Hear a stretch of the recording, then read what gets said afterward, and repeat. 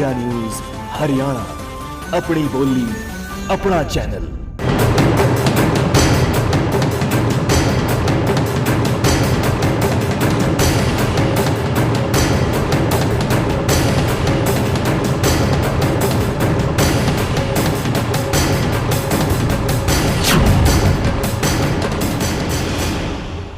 ठीक भी लगती है।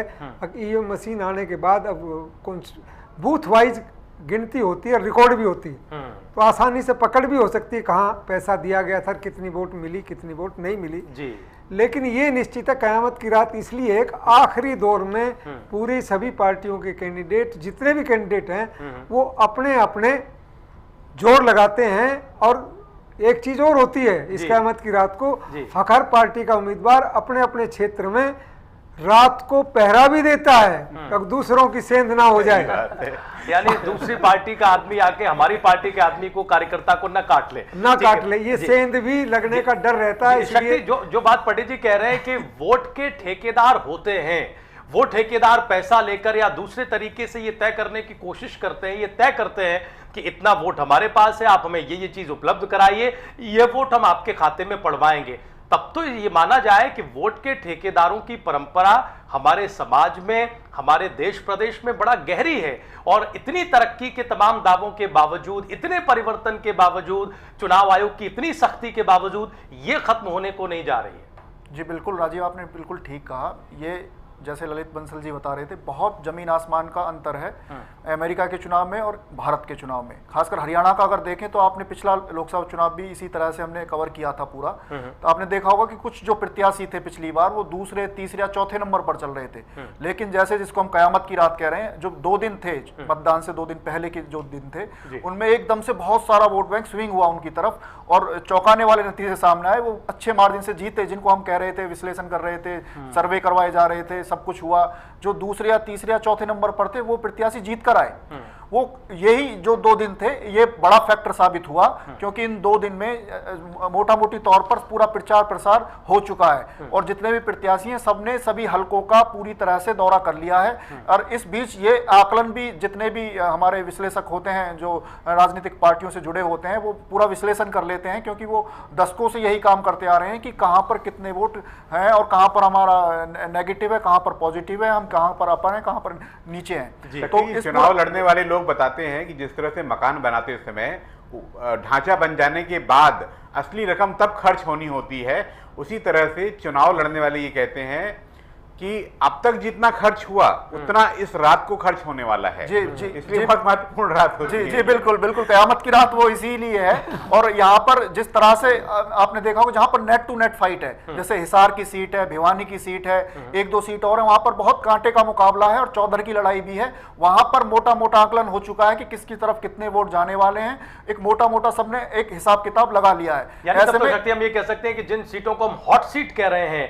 वहां आज की रात और भी बढ़कर वहां पर एक एक वोटर पर मेहनत एक वोटर पर, एक बूथ पर पूरी मेहनत की जा रही है और सबकी ड्यूटियां लगा दी गई हैं। सारे बड़े नेता संचालन कर रहे हैं, एक केंद्र पर बैठकर एक सेंटर बना दिया जाता है। और ये जैसा कि हमारा स्ट्रक्चर है हरियाणा की राजनीति का, क्योंकि यहाँ पर मुद्दों के पर आधारित राजनीति नहीं है। यहाँ पर जो हॉट सीट जिनको हम कह रहे हैं, जहां पर चौधर की लड़ाई जिन सीटों पर होती है, वहां पर गांव वाइज एक गांव दर गांव एक हर सीट का आकलन होता है और हर जो वहां पर जितने भी नेताओं को पता होता है कि इस गांव में पूर्व सरपंच हमारे साथ हैं, सीटिंग सरपंच फलानी पार्टी के साथ हैं, ये मौजूद जो है अपने बड़े चौधरी हैं ये इनके साथ हैं और ये दलितों के वोट उनके साथ हैं। तो पूरा एक आकलन होता है और ये जो 2 दिन होते हैं इनमें एक लिस्ट प्रॉपर बनाई जाती है और ये देखा जा सकता है किन किन लोगों को मनाया जा सकता है, किन किन लोगों को माफी मांगकर वापस बुलाया जा सकता है, किन किन लोगों को प्रलोभन दिया जा सकता है।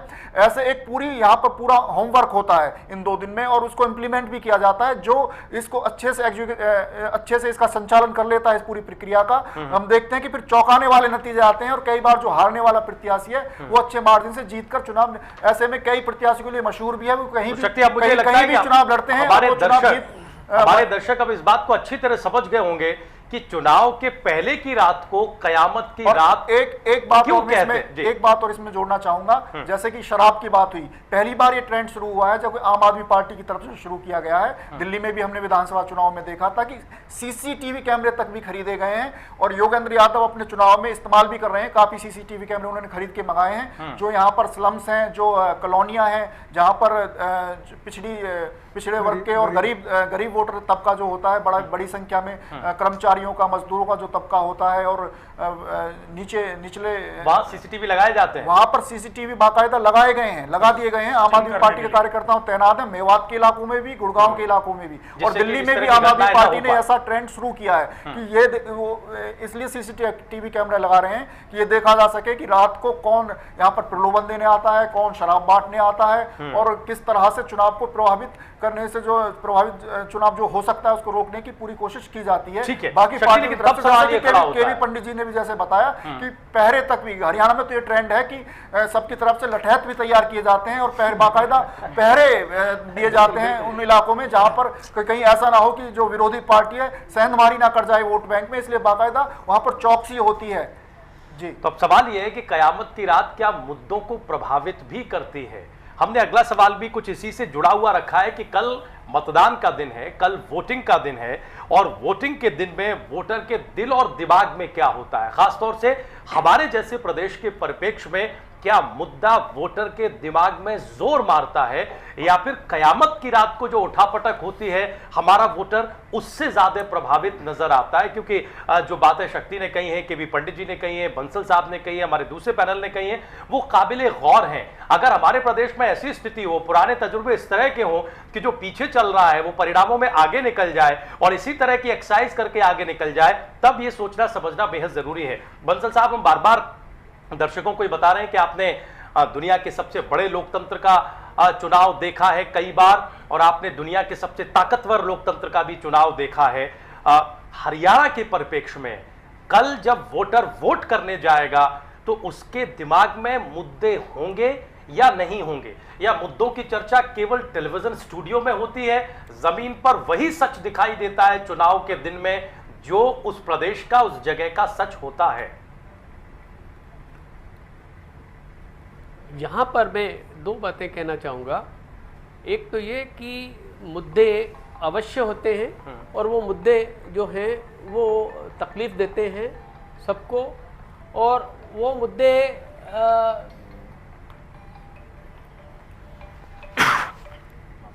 जी, ये मुद्दे हरियाणा में इसको किस तरह से कहा जाए कि शिक्षा एक बहुत बड़ा मुद्दा है, स्वास्थ्य एक बहुत बड़ा मुद्दा है और इसी तरह से रोजगार एक बहुत बड़ा मुद्दा है। आरक्षण को लेकर जिस तरह से पिछली सरकार, अभी जो मौजूदा सरकार ने जो कानून बनाया उसको लेकर भी एक मुद्दा है। ये मुद्दे के बावजूद कुछ हो पाएगा, कुछ लोग विचार कर पाएंगे, क्योंकि सबसे बड़ा जो मुद्दा है वो मुद्दा है जाट वर्सेस नॉन जाट। और घर में जो चर्चा होती है वो चर्चा इसी बात को लेकर घूम फिर कर एक ही मुद्दे पे आ जाती है कि ये जाट है तो ये मेरा है, ये गैर जाट है तो ये मेरा नहीं है। तो इस मुद्दे को लेकर बाकी मुद्दे, तो बंसल साहब, कल जब वोटर जाएगा और घर में जो चर्चा करता रहा जिसका आप जिक्र कर रहे हैं, क्या वो इस चर्चा से ऊपर उठकर वोट करेगा या अंततः चाहे जितने मुद्दे फिजा में हों, चाहे जितने बताए जाएं, महंगाई, करप्शन, डेवलपमेंट, कानून व्यवस्था, बाकी जिन चीजों का जिक्र आपने किया, वो सब एक तरफ, वोटर जाएगा हमारे प्रदेश का और वोट वैसे ही करेगा? मैं समझता हूं कि जो युवा वर्ग है और खास तौर से जो कॉलेज स्टूडेंट्स हैं या जिन्हों को आगे नौकरियां करनी है या अच्छे काम करने हैं, और उन लोगों के जहन में ये मुद्दे जरूर होंगे। उन लोगों के जहन में ये मुद्दे जरूर होंगे। अनुज जी, आपका तजुर्बा क्या बता रहा है सर? मुद्दे सिर्फ टेलीविजन डिबेट के लिए हैं या जमीन पर भी वो मुद्दे दिखाई पड़ते हैं? खासतौर से हरियाणा के परिप्रेक्ष्य में क्या हमारा प्रदेश जाट गैर जाट की चुनावी सियासत से ऊपर उठेगा इस बार या उसी को रिपीट करेगा? देखिए, पूरे हिंदुस्तान का एक ट्रेंड है कि जो शहरी हिंदुस्तान है वो जाति बिरादरी से ऊपर उठ चुका है, लेकिन ग्रामीण हिंदुस्तान, आप अभी से नहीं, चाहे बंकिम चंद्र की किताब पढ़ लीजिए, चाहे रविन्द्रनाथ टैगोर की पढ़ लीजिए या प्रेमचंद की पढ़ लीजिए। शहरी और ग्रामीण समाजों में जो अंतर रहा है वो ये कि ग्रामीण समाज में जड़ता हमेशा रही है और आज भी है। खासकर दिल्ली के आसपास, हरियाणा उसमें प्रमुख है, पश्चिम उत्तर प्रदेश में भी वो जड़ता बहुत अधिक है। इसलिए ग्रामीण अंचलों में वो बंधन टूट पा रहा होगा या नहीं, ये कल मतदान के समय पता लगेगा। लेकिन 1977 में और 1989 में और ये लोकसभा में और उसके पहले 1987 में जब देवीलाल जी ने प्रचंड लहर चलाई थी अपनी, तब उस समय वो बंधन टूटे थे। बंधन टूटते हैं, उसको तोड़ने के लिए राहुल जी की भाषा में एस्केप वेलोसिटी की ज़रूरत होती है। तो यदि वो प्रचार के समय जो लोग जमीन पर थे उन्होंने महसूस किया होगा कि ग्रामीण अंचलों में भी एस्केप वेलोसिटी मिल गई है, तो जातियों के बंधन टूट रहे होंगे, अन्यथा